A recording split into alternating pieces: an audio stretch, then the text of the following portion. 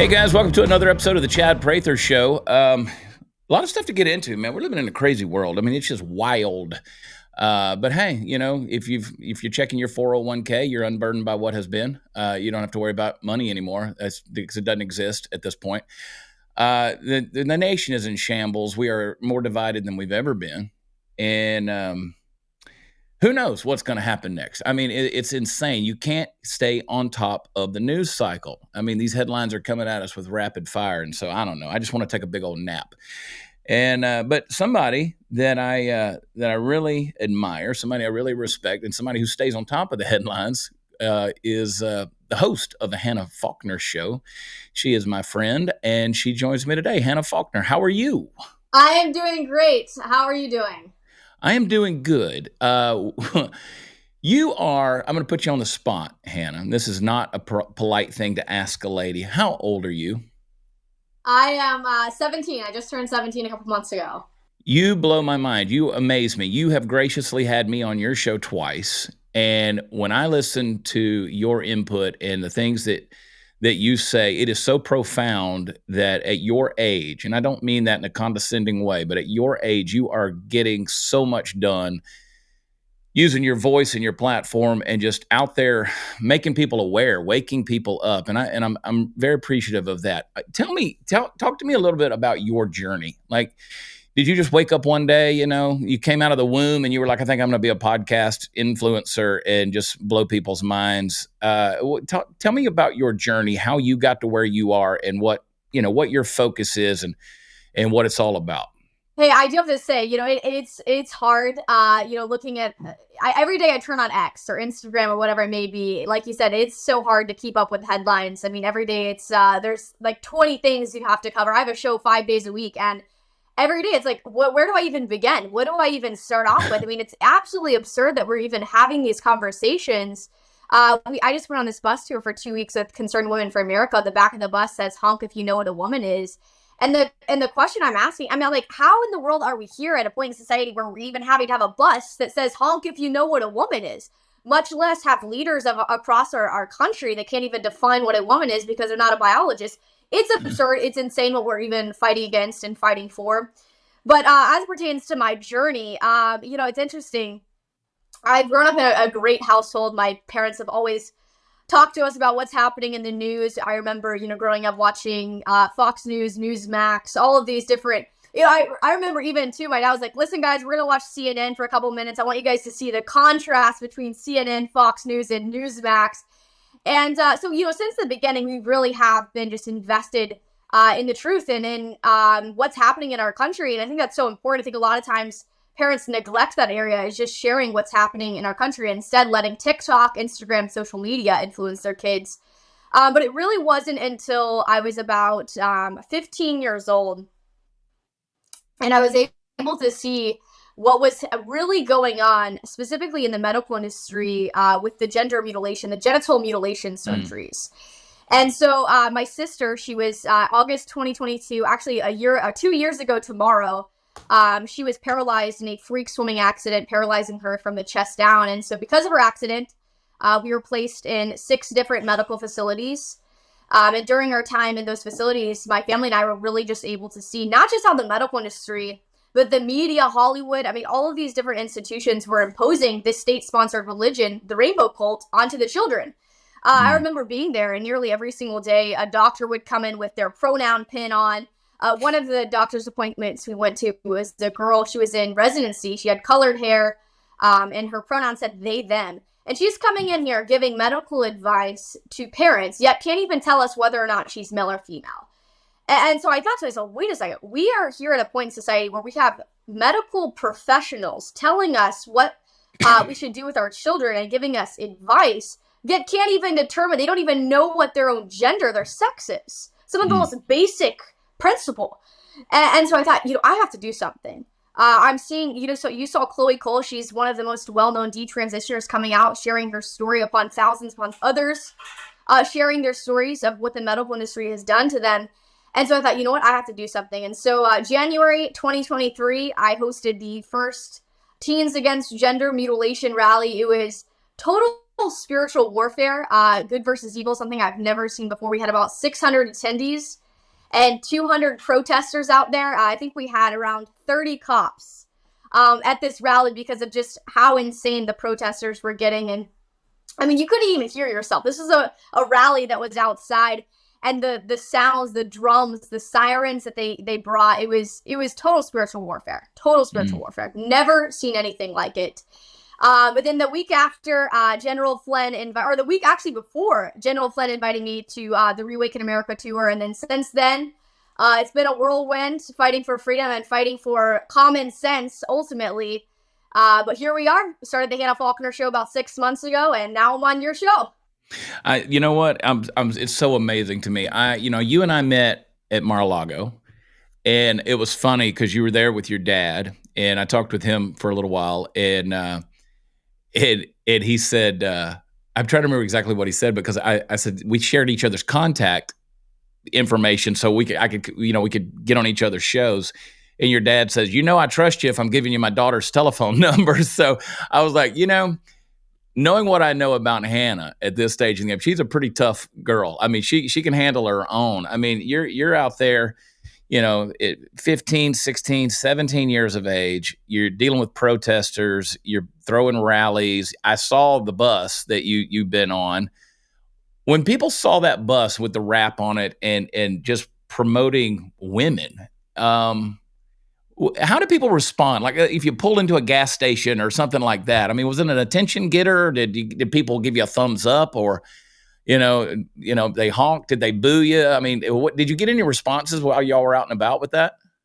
You guys know that I love Patriot Mobile. They are good friends and great patriots. And, they realize that Americans are tired. They're tired and frustrated by the stalling economy, the inflation, the endless wars, the relentless assault on our values. And thankfully, folks over at Patriot Mobile, they got your back. They still believe in America. They believe in our Constitution. And I'm so proud over the years to have partnered with them and continue to do it, because Patriot Mobile, they're on the front lines, man. They're putting their money where their mouth is, and they're fighting for the First and Second Amendments, the sanctity of life, our military and first responder heroes.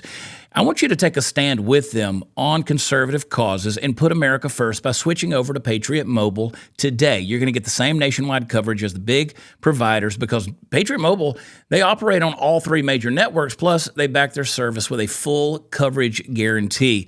Their 100% U.S.-based customer service team will take care of you. They will find the best plan for your needs. You can keep your number, keep your phone, or you can upgrade, and they'll help.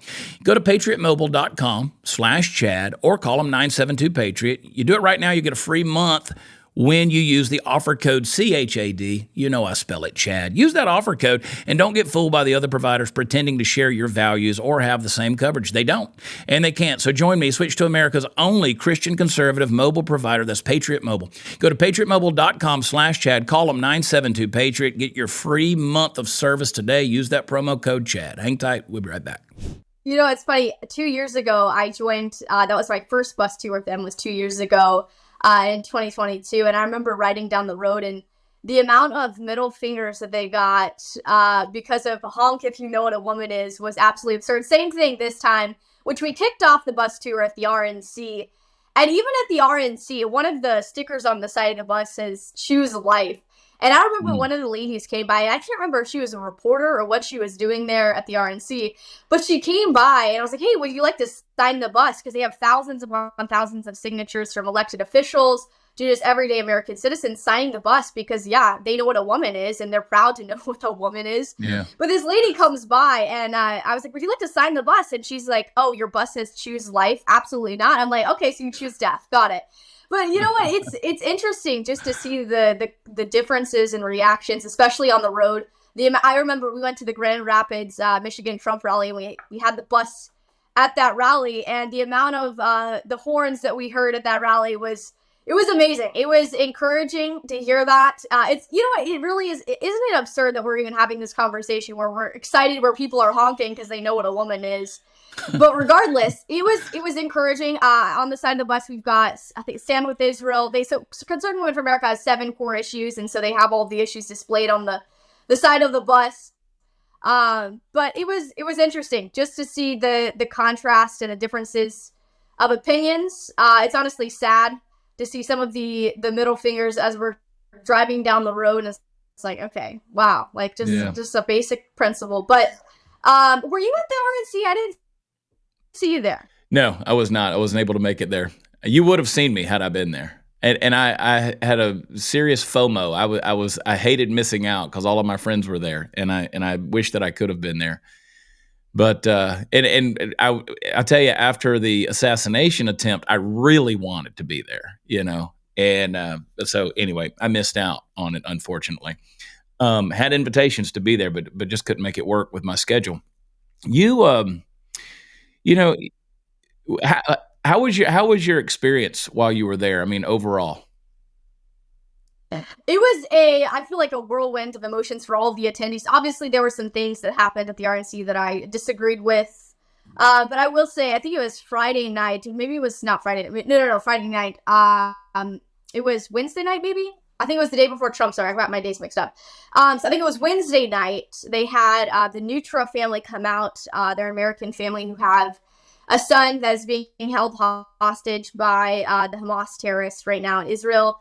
Then right after that, you had the UNC frat boys come up and speak about how they're going to continue to hold up the American flag no matter how hard it gets, no matter what kind of fire or pushback they're getting. They're going to continue to stand for the American flag, and they're going to continue to uphold the American flag. So that was super encouraging to see them. And then right after that, I think it was the 99-year-old World War II veteran that came up there and spoke. And he said, I don't know if you saw this clip, but he said, if Donald Trump gets elected, he'll re-enlist. But that whole night had people with tears, just hearing all of these stories. And to specifically the American, just everyday American citizen there talking about how they're having to work 2-3 jobs because of the Biden regime and the place that they've got our country, the state of our economy, inflation, gas prices, and how they just genuinely cannot afford to just buy groceries for their family. So hearing those stories, it was sad yet encouraging for them to just see I guess many of them too were voting for Joe Biden in 2016, or not 2016, voted for Hillary Clinton in 2016 and then voted for Joe Biden in 2020. And to see just the stories of the transformation, really realizing that they have been lied to. Yeah. That they've been lied to for decades upon decades by the Democratic Party and really by these communists. And so just really being able to hear their stories, waking up to this spiritual war that we're in, waking up to these lies and the manipulation tactics, that was really encouraging. And I will say there was a heavy presence of youth there, which was also encouraging. Just seeing them, they're fired up, they're ready. Gen Z is tired of what this regime has done. I'm not sure if you've seen all these videos going viral across social media of young people realizing that this is a joke. This regime has been an absolute joke. I love seeing the young people continue to fight back against all of these little DNC puppets like Harry Sisson. I had one of them on my show, Adam Mockler, and it's very interesting. You know, it's something I say all the time.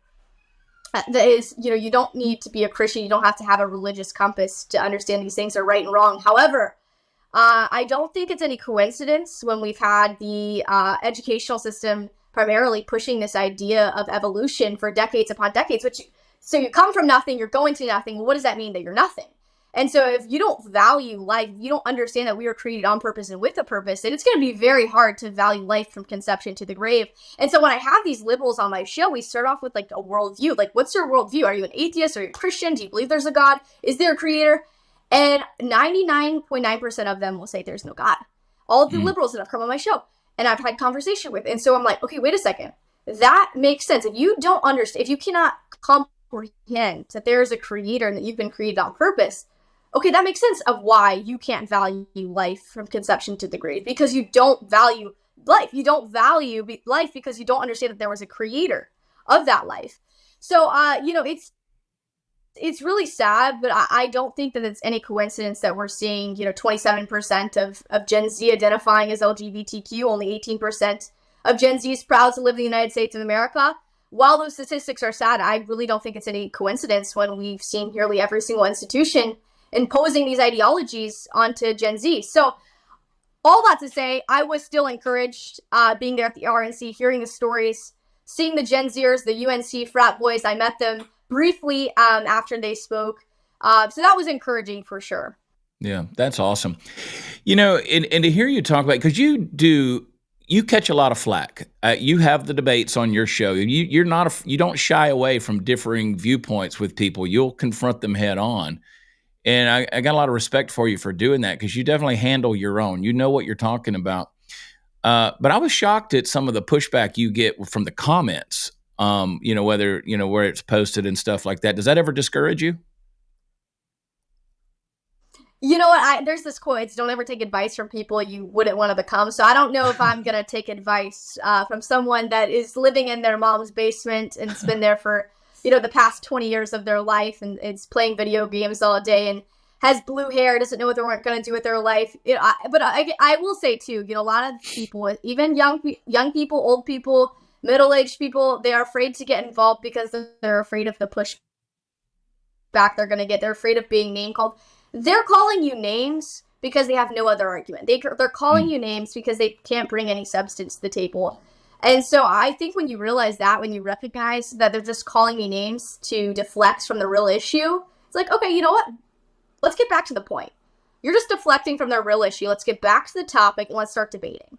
Let's stop doing these red herrings. Let's stop bringing in all these deflection tactics. Let's get back to the point in what we're talking about. So I feel like once you recognize that, a lot of it's just, these people, and too, these people are lonely. The ones that are commenting all of these horrible things and sending you death threats or calling you a racist or a bigot or homophobic, they're just lonely individuals. I don't know if you saw this, but JD Vance made a statement about childless cat ladies. And I will say, a lot of conservative women got mad about that. And I'm like, wait a second. Like, it's true. Like, these women that are screaming on, like, they'll even say it. They'll even say, yeah, I'm a unmarried, childless cat lady because I hate kids. I don't ever want to have a kid. They ruin your life. So it's, I will say, just keep speaking the truth. Don't let those name calling, the words that they call you, deter you from speaking the truth, because that's what they want. And ultimately, that's what our enemy, Satan. As Christians, we understand that our enemy, Satan, wants us sitting on our couch doing absolutely nothing about what's happening and being afraid of being called names or being afraid of being ostracized from certain friend groups or whatever it may be. Satan wants us on our couch doing absolutely nothing. And so I always tell people, let what's happening in our country, let what's happening in the news right now ignite a fire under your feet to stand for what's right, to stand for the truth. Don't let it depress you. I'm sure you have people all the time reach out to you and say, you know what, Chad, I see what's happening in our country. Every time I turn on the news, it leaves me with anxiety. It leaves me depressed. It leaves me without hope for our country. So I just turn it off and just try not to think about it. I don't get involved in politics because it doesn't affect me. It does affect you. It affects every part of our life. The fact that we have people, the fact that we're even talking about whether or not children should mutilate or castrate their healthy bodies, it shows that these ideologies we're seeing is in fact affecting society. And so it does affect us. Politics affects every facet of our life. But not just that. When you turn on the news, again, let it ignite a fire under you to stand for what is right. Don't let it depress you. Don't let it leave you anxiety-ridden. Stand for what is right. Stand for the truth. Excuse me, you bring up a great point. I was just having a conversation with somebody yesterday, and someone had sent a text message. They were talking about me in a group text, and my friend that travels on the road with me said that somebody in the group text said, Chad, we love his entertainment, we love his comedy, but on social media we have to take him in small doses because we can't stand talking about politics. We can't do that. And I said, well, in my mind, if you don't deal with the politics and you don't deal with culture, there is no comedy. There is no live music. People don't realize these things have consequences. And so if you're not out there dealing with those things, then somebody is going to take advantage of the situation. And there's not going to be all these things that you say you love if somebody doesn't stand up. So I took a screenshot of from Cat Turd on Twitter. And speaking of cats, he said World War III, stock market crash, wide open border, gas prices double, groceries unaffordable, mortgage rates through the roof. Imagine how dumb you'd have to be to vote for more of this. You're 17. You're not even old enough to vote. right? And you're still attacking this. You're on the front lines trying to protect against stuff like this. I don't understand why anyone would want more of what I just listed off from that tweet. And from your perspective, at your age, young, looking forward towards a lot of life ahead of you. You mentioned the young people, the younger generation that you saw at the RNC, and that's encouraging. When what's your outlook in the grand scheme of things? I mean, what happens if, let's say, Kamala Harris, however she says her name, is elected president? What happens to, in your opinion, in your view, what's the future of America look like? Well, ultimately, it starts with us. What happens next? What happens in this election is up to us. I mean, Ben Franklin said, "You have a republic. It's in your hands now." And so, this republic, the United States of America, is a constitutional republic, and the freedoms and liberties it's at our fingertips. And what happens next in America is up to us. I mean, the one thing that the globalists and these elitists, these communists fear is strong, godly, structured families. I mean, that is why, if you look at it, I mean, who is the most persecuted, the most attacked, criticized, silenced, censored individual in America, in our world? And that's Christian families. Yeah. Christian families, and especially Christian white men, I will say. As a male yourself, I'm sure you understand this. As a white Christian man yourself. But regardless, I mean, Christian families are the most attacked, most censored, and that's because the globalists, once they attack Christian families, and they can control them. Once they can confuse and control the family unit, Christian families, and they can control all of society. And that is why they're attacking them so much. And that's why, I always talk about the family unit. I mean, what is the building block of a society? The family.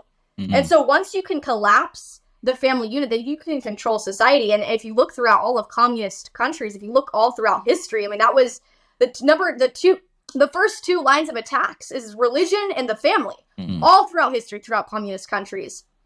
But, looking at the next election, I mean, I think my biggest message goes out to parents. Parents come up to me all the time and they say, Hannah, how can we get your generation involved? How can we get my kids to be just like what you're doing? How can we get them to do what you're doing? And I say, well, first off, it starts with you, because I can't even get you out to my events. How do you think I'm going to get your kids out to my events, get them out to my rallies, get them involved if you aren't even involved? Because a lot of these parents, they're saying, we watch the news, we do this, whatever. But they refuse to actually get out and take action. Mm-hmm. And so educating yourself is one thing, but taking action is another. So you've got to educate yourself, take action, and stay involved. Stay active. Don't back down. But that's why my message all the time is to parents, because if this next generation cannot see the older generations involved, if they cannot see that the older generations and their parents care about the truth, then they will never care about the truth. It's going to take a lot of work for them to care about the truth. I think ultimately that's my message is to parents, is to educate your children. I mean, what we're seeing, we're seeing just like under Maoism, an attack on parental notification, an attack on parental rights. I think it was Hillary Clinton or Nancy Pelosi that says it takes a village to raise your children. Well, little did the American people know that that's what they say in communist countries. That's what happens under communism, is they want the government involved in your life and your parental rights as much as possible. And so I think ultimately what happens next is up to us. If we really want to take back this country, we need to get involved. I love General Flynn when he says, local action makes national impact. And really that couldn't be more true. I mean, I never realized, we think national politics is messy. We think it's bad at the federal level, but it is really messy in local politics. I mean, the books, if we really want to change the schools, it starts with the school boards, electing godly, patriotic school board members to remove these horrific books. I mean, I've seen them. Books that 5-year-olds are reading that nobody should ever read. It's disgusting, but it starts with us. If we want to change this country, it starts in the hands of the American people. Yeah, and they do attack. That's always the goal. I've reminded people for forever that in 1917 in Russia, when the Bolsheviks took over, the first thing they did was they removed the children from the home and they put them in schools. They made them live in the schools because they wanted to train them to be good communists, and they didn't trust the parents to be able to do it. We were seeing stuff that's happening across our country where teachers in the public school systems have the ability to, discuss gender ideologies with children, and they're making it where parents have no access to that information or in that transaction of information.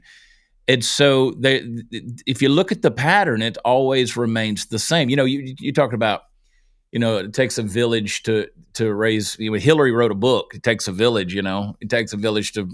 And I'm sitting there going, that is a Marxist trope. If you listen to Kamala Harris we joke about it, but when she says, what can be unburdened by what has been, that is also a Marxist trope. Her father was a Marxist professor. Kamala Harris is not as dumb as she lets on that she is. Her mind has been trained in Marxism. And so what they're trying to introduce into our country is frightening. And the biggest thing that we're going to feel is a larger attack on the nuclear family. I've said for years that I'm public enemy number one because I'm a white, heterosexual Christian male that half the time I wear a cowboy hat. So that even puts a bigger target on me, and they hate me. I mean, they absolutely hate me. So when you consider Kamala Harris, her father was a Marxist professor. When she says what can be unburdened by what has been, that's a Marxist trope. She's not as dumb as she lets on. Her brain is trained in Marxism. I truly think that there's intellects. There's like two voices going on in her head all the time. That's why it comes out like a word salad, because if she says what she really truly believes, she'd be exposed as a full-blown Marxist, but she's trying to hide it and couch it in, her 500-word essays every time she opens her mouth. And that's a scary, frightening thing if you think about her coming into the country, or coming into leadership over this country. And, I look at the attacks that are coming our way. And, something you alluded to in the first part of the conversation, the attack on life, the attack on women. We saw, the situation that happened in the Paris Olympics, right? Where, a person born with XY chromosome that produces more testosterone, regardless of genitalia, just beats the crap out of a woman, in a boxing ring.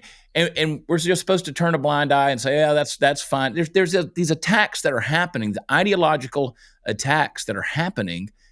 And we're sitting back watching our world and our culture and society just crumble around us. And we really are defeating ourselves. And so, we're in a situation that we need more voices like yours speaking up. Because I'll tell you, tonight I've got to go to a political rally here in the Houston area. And I can guarantee you what I'm going to walk into. I'm going to walk into a room full of people, and every one of them are going to be over the age of 60. Every single one of them are going to be older folks. And I tell them all the time, I was like, you guys, you have these organizations and you have these little rallies and these get-togethers. You bring these speakers in to speak, and there's no Gen Z. There's barely even any Gen X. I mean, there's no millennials, no Gen Z. I'm like, how do you expect for this to go on into the next generation? It's not going to.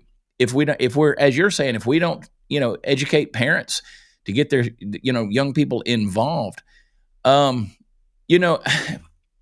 we look at the future of this country and we continue to let, our kids be brainwashed, and we continue to let the voices that just really want to see us destroyed win out, then there is no future of America. I don't see any possible way that this country can ever come back together. I just don't.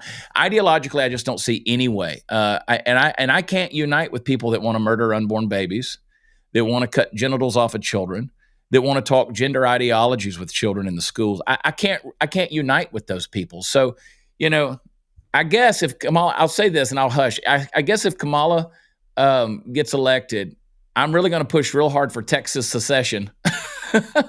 So you guys are going to have to move from Tennessee and come to Texas because we're leaving. We're getting out of here. We're going to be our own country. But no, I think there's a lot of frustrated people out there, and it's just not getting. It's absolutely not getting any better. And that's the world we're living in. How you were we were talking the other day, you and I, and you were talking about the gender ideology. I couldn't think of the word there for a second. The gender ideology that's being pushed on so many people today. You said, what was the number you said earlier? You said 27% identify. Yeah, it used to be literally last January was at 21%, and then they just did another study and said it had increased to 27%. Why is that? I mean, is that what is causing these types of identity issues in young people today? What's causing that? Well, I mean, I think it's a slew of different issues, but first, I mean, Gen Z is the first generation to have 24-hour access to social media. So, I mean, they have a phone, they have an iPad, a computer, everything at their fingertips. Pornography, they can access pornography anywhere. Something I was asking my mom the other day, it's like prostitution is illegal in most states, but pornography is not. I mean, it's like everything is backwards. Like, yeah, I disagree with prostitution, but our number one, we should be banning pornography immediately. I mean, Pornhub, the things that Pornhub is allowed to get on their site, I mean, the amounts of, so there's, I don't know if you saw this, it was released, I think, by the New York Times. It was called The Children of Pornhub. And I'm getting on a little bit of a rant here, but they had put all of these kids that had been in videos on their site. They did not monitor it. Yeah, so Mike Farley, he was the executive director. He's still there. I'm pretty sure last I checked, he was still there as the executive director of Pornhub. And they did an expose, Sound Investigations, who have done some work on some Planned Parenthood investigative work. They went in and had a conversation with this dude, Mike Farley, the executive director, asking him, like, what happens if you guys have kids on your site? Like, how does that, work? Like, if a kid comes in to be a part of a video, an inappropriate video on your site, how do you guys manage whether or not this is a minor? And they said, well, our biggest teller for girls specifically, because most of the girls the individuals that are coming in for the videos would be girls. And our baseline, if they're a minor or not, is if they have makeup on.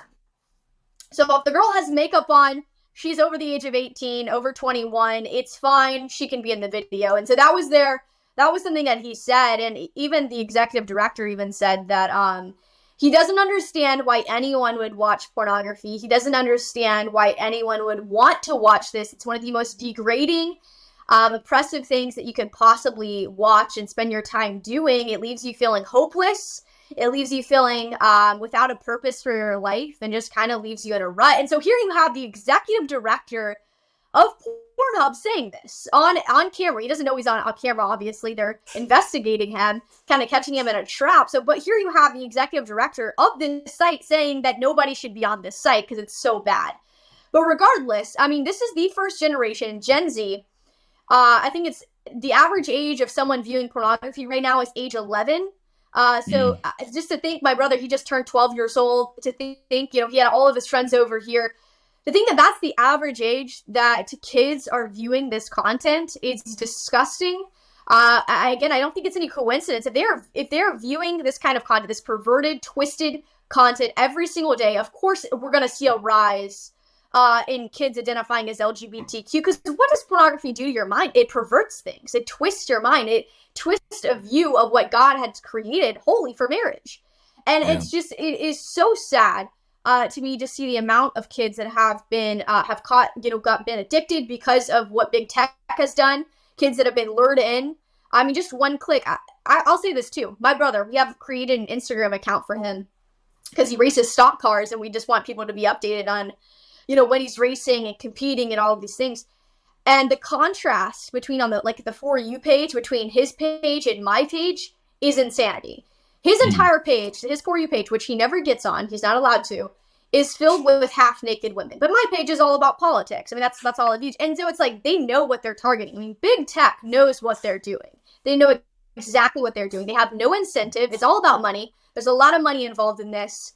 But I will say, I mean, the reason why we're seeing these statistics is because there's no parental guidance. There's such a lack of parental guidance among the cell phone and the computer usage, all of these different devices. But this generation has everything at their fingertips, anything they could possibly want at their fingertips. And, I too, like you send your kids off to school, public school, 7 hours a day, 5 days a week, and you think they're going to come home the way that you're trying to train them up? No, because you're only spending Saturday, Sunday, and maybe a little bit of, the evening with them. So these kids are being indoctrinated. They're being pumped every single day with lies. Again, they have whatever they want at their fingertips anytime. And so I really think that's the root cause is the cell phone. And just not that they're not being monitored, but more so that just parents, I mean, your generation didn't grow up with cell phones. My dad's generation didn't grow up with cell phones. So it's kind of like this figuring out, this learning curve for the parents too, to figure out, okay, how can we balance this? Because we didn't grow up with this. My dad even says, the ways that he could have accessed pornography when he was younger, you didn't want to because people would find out. But now, no, I mean, you can just, the ways that you can access it, it's disgusting. It's so sad. It's sickening to me, as a young person, as a 17-year-old, the amount of things that my generation has at their fingertips. And to see, there are a lot of things that are being distorted and twisted. And now, I'll say this too, Chloe Cole, she's 20 years old now. The reason why she was confused on whether she was male or female was simply because she got on social media. She saw the way that the women, quote unquote, looked, because that was not the way they looked. It was a lot of photoshopping, a lot of just fake images. And she started to compare herself to these women on social media, questioning, why doesn't she look like them? Why can't I look the way that this person looks? And, she was around the age of 11 or 12 at this time. And so she just felt, okay, well, maybe I'm not created to be a girl, through a slew of different pathways that she took. And so then she ended up being encouraged by the medical industry to cut off both of her healthy breasts and being put on testosterone and Lupron, which, by the way, is a chemical castration for male sex offenders. And they don't even it's illegal in some states because it's so potent and it's so harsh that they don't even put it on male sex offenders yet. They're putting it and injecting it into kids and teenagers that are my age. It's disgusting. Yeah. And when you talk about those numbers that are happening, that percentage of those who identify in some form or fashion, like I'm 51 years old. I can't imagine when I was a boy. We didn't grow up with cell phones. We didn't have the internet. We didn't have, I was an adult. I didn't have email. I mean, that didn't exist, right? So none of that. And the stuff, just the soul-sucking, destructive stuff that's being paraded in front of people at any age, much less at a young age, it's ridiculous that we think that people are going to be mentally healthy, or that they're going to think logically, or they're going to have critical thinking skills, or that they're even going to have common sense, because they have been pressured with these images and lust and things that are just so out of order that there's no way. And so consequently, you have people in this country, they don't know who they are, they have identity issues, they don't know what they are. And, if we try to speak common sense, then we're the people who lack empathy and we have no compassion, right? I mean, we should just pat them on the back and pay for them to cut their genitals off. I mean, and that's supposed to be compassion. I mean, it's the most ignorant stuff that's out there, but we're being inundated with this at this stage. So I don't know. It's we got to pray. I know that. I mean, we got to pray, and we really, truly need God to get back in the forefront of everything we're doing.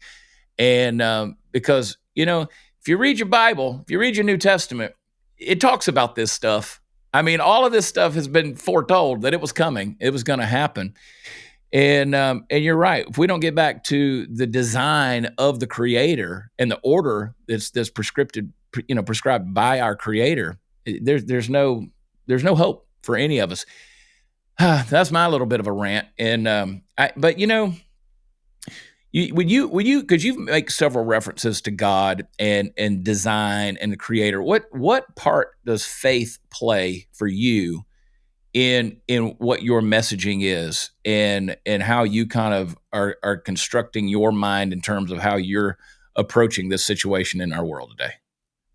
Yeah, absolutely. I mean, that's the biggest thing. I base all of my political decisions on my biblical worldview. I mean, and that's how all of these people work. Whether you're atheist, I mean, people say I don't have a worldview. I'm not. I believe everybody has some sort of religious compass, regardless of what you think. If you're in the LGBTQ religious cult, well, guess what? You're being guided by the LGBTQ rainbow cults, as I call it. So, I mean, everybody has a worldview. Everybody's impacted. They're making their political decisions based off of their worldview. And I do want to say this.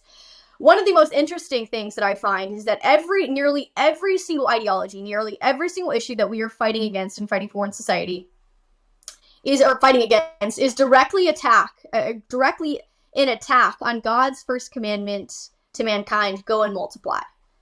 And so all of this has to do with population control. I mean, vaccines, genital mutilation, causing people to not be able to have kids, to not be fertile anymore, birth control, abortion, climate change. Don't have kids. You're gonna pop. There's too many people for the for the climate to handle. What else? I mean, like I said, vaccines. I mean, the list goes on and on about how they're just trying to attack the family. I mean, look at the very beginning. The reason we're here from the first sin of Adam and Eve. Why did they sin in the garden? Because Adam wasn't being the leader, the creator that God had created him to be, and Eve was deceived. She was the emotional one. She was basing her decision off of her emotions. Well, what did you see in the 2020 election? You saw 76% of women vote Democrat, 58% of men vote Republican. And I say that they do that because women tend to vote, to make their decisions based on their emotion. I actually was called a misogynist by a conservative in this movement for saying that. And it's funny because I got a bunch of messages from a bunch of guys saying the reason why she said that is because she was basing her comment off of her emotion, which I thought was hilarious. But the reason we're here is because of weak men and emotional women. And you go back to, you talk about the feminist movement. One of my biggest things is talking about the feminist movement, but the feminist movement is just a piece of all of this. Ultimately, this is Satan's agenda. We can say it's a Marxist agenda, it's a communist agenda. I wholeheartedly agree. But at the end of the day, this is Satan's agenda. Collapse the family, control society.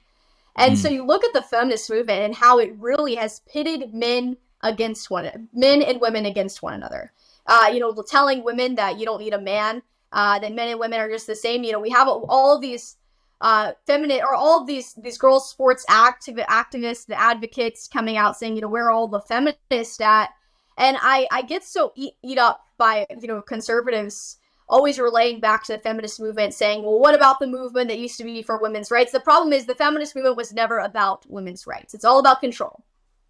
In the 80s and 90s, you had the feminist movement and Planned Parenthood trying to push this idea that there's no difference between male and female. It's just a social construct. And so if men and women are the same, if men and women aren't different, it's just a social construct, then why does it matter that we have men playing in our sports? Why does it matter that men are in our bathrooms and in our spaces? Because we're just the same. And so this stuff, the men and women's bathrooms did not just happen. I mean, this idea did not just come up within 2-3 years. This has been happening. This has been very meticulously, strategically planned out for decades upon decades. They knew exactly what they're doing. When you look at sex education, I think it was in the late 70s and 80s and really started to be implemented in the 90s. They were kind of planning this Planned Parenthood alongside the feminist movement. Was just kind of planning it on how they were going to implement this into the school system. And in the 90s, I think California was the first state where they put sex education into public schools. And within sex education, they had gender identity. So they were already pushing abortion. They were already pushing gender ideology into the educational system all the way back into the 90s, 80s and 90s. And so people always say, this is just new, this is nuance. So this stuff has been happening for decades upon decades. And even before that, ideas like feminism, the ideas within feminism are foundational to Marxism.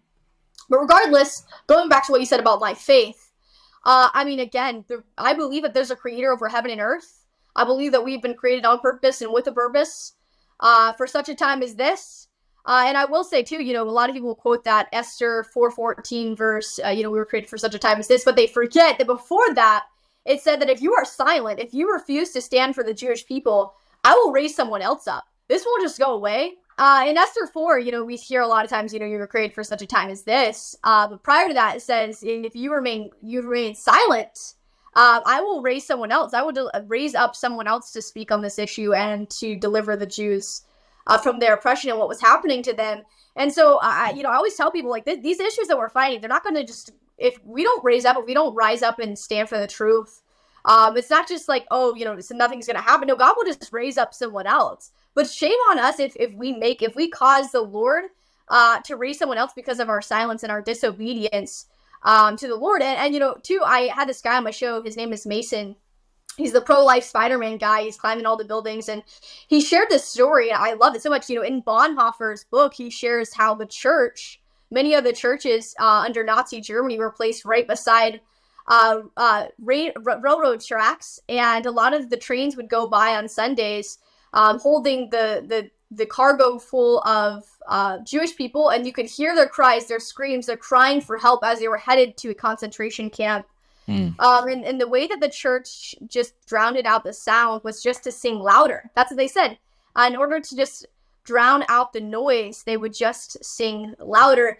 And I think there's such an interesting similarity today in America, unfortunately, where you have churches that are placed right beside Planned Parenthood's death clinics, as I call them, and they see these women going in, thousands upon thousands of women each week going in to murder their life of their own child. And the church, the pastor, never dares to even speak about the issue. They never dare to confront the women, have a conversation with them, say, hey, there's other options. And so for me, the church has become just like the church under Nazi Germany. And that is a very scary thought to think about. I mentioned the Teens Against Gender Mutilation rally that I held when I was 15. And one of the most discouraging aspects of it was the lack of church involvement. The amount of churches that I reached out to, I remember handing out flyers at one of the churches I was at, and they said I couldn't do it. It literally just said, I invite you to this Teens Against Gender Mutilation rally. And the church said I could not hand out the flyers. And so I said, oh, okay, if I hand out like birthday invitations or an invitation to my birthday party, can I do that? And they said, absolutely, that's different. And I'm like, wow. I live in Tennessee, a conservative state, and we have become so apathetic, so complacent to these issues, that we are becoming just like California so fast. And soon we're going to be worse than California if we don't take a stand. In the church, ultimately, if it doesn't take a stand, and pastors start talking about these common sense issues. So, the reason we're here at a point in society where we're even having these conversations is ultimately because we've rejected God. Thomas Jefferson said, how can the liberties of a nation be thought secure when you have removed their only firm basis, a conviction in the minds of the people that these liberties are a gift from God? And so we as American citizens, as a church, we've taken these freedoms and liberties for granted. We've forgotten where the blessing comes from, and that's from God. And so until we get back to the roots, until we see a move of God and repentance, getting on our hands and knees and repenting of our sins as a nation, we're not going to see anything. It can be small changes that happen, maybe temporary success as America, as Americans, and in the United States of America. But as it pertains to long term, what we really need is we need a revival, and we need a repentance, a turning away from our sins. We have murdered over 75 million innocent babies in the United States of America. The fact that we even had to overturn Roe versus Wade shows that we have God's judgment on our country. The fact that we have a president that is quote unquote leading our country who can't even speak a sentence shows that God's judgment is on the United States of America. And it's all because of us as Christians. It starts with us. The church is the leader of this nation, and where the church goes is where the country goes. And so it starts with us. Yeah. Well, I can't say any of that any better than you just did it. So, I mean, that's you you are an impressive lady. I tell you that, Hannah. I appreciate you speaking up and keep on doing it. Because and I know the attacks when you talk like what you just said, the attacks are going to come. They are going to come. But I'm telling you, you nailed it right there. That's the issue. That is the overarching issue. And man, they hate it when we reveal truth like that. They do, and they're going to come. And I mean, the attacks are going to come. So thank you for speaking up. Where is I want everybody that watches this show or listens to this show. I want them tuned into you. I want them subscribed to your show as well. Where all can people find you? What's the best way to find you and support you? So I have a website, culture of1776.com, and that will take them. I have some merch. We just released these Make America Classy Again hats, and I always say this. It's offended a few people when I say this, but if you're married and your wife isn't exactly the classiest lady, or if you have a girlfriend, maybe you should break up with her. I consider, that would be my advice. Break up with her, but don't break up with your wife. Give her the hat, give her a little hint to dress classier and maybe be a little bit more of a classy lady. Regardless, culture of1776.com, and then my show is on Rumble, the Hannah Faulkner Show. We've tried YouTube. It doesn't work. Every week I get an email saying, you violated these laws. You said something that was hateful or bigoted. And last week they told me I was spreading medical misinformation for saying that COVID-19 was a bioweapon or something else. I can't even remember. Too many to count. But Hannah Faulkner, the Hannah Faulkner Show on Rumble is where they can find me. Perfect. Hannah, I appreciate you. Thank you for the times you've had me on your show. It's always a blast. And we'll do this again sometime. For those of you watching this show or listening, we've had about 5 times now that this thing glitched out, and so yeah, technology, man, the devil lives in technology. So thank you for hanging in there, Hannah, and thank you for that insight and that input. I mean, you laid out a big buffet of information and truth on it is mind blowing, the wisdom that you have, and I just really do appreciate you. Hang in there. I'm praying for you. Hang in there. Keep on doing the good work. And I've told you this before. If there's ever anything I can do for you, I think you got it pretty well under control. But if there's ever anything I can do for you, let me know. Okay. Sounds great. Thank you so much, Mr. Chad. I appreciate it. Thanks, Hannah. I will talk to you soon. For those of you who are watching and listening, I want you to go to where podcasts are offered. Subscribe to the Hannah Faulkner Show. Check her out on Rumble. Leave her good ratings and reviews as well. That helps her. And so, but we would appreciate it as well. We like 5 stars, and leave us a good review. You can find me at watchchad.com. That's where all the fun stuff is. You can head over to prathertees.com, do a little shopping. Always got some new fun stuff over there. But you know what, folks? It's time for us to pray. It's time for us to get involved, to stand up and speak and be bold about it. This is not the time to shy away. And as Hannah said, if you're not gonna stand up and say it, God's gonna raise somebody up who will. And I'm telling you, the truth hurts, but that's okay.